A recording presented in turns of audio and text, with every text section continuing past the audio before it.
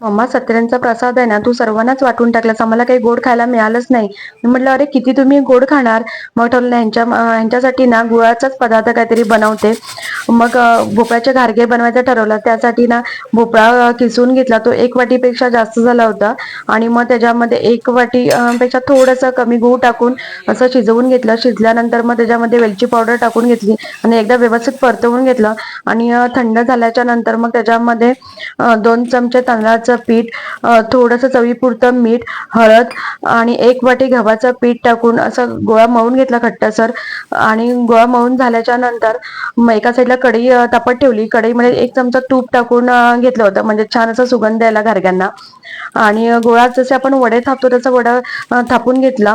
आधी तळ हाताने त्याला थापून घ्यायचं आणि नंतर मग बोटाच्या साहाय्याने असं पसरवून घ्यायचं. आणि अजूनच टेस्टी पाहिजे म्हणून त्याच्यामध्ये खसखसचा वापर केला.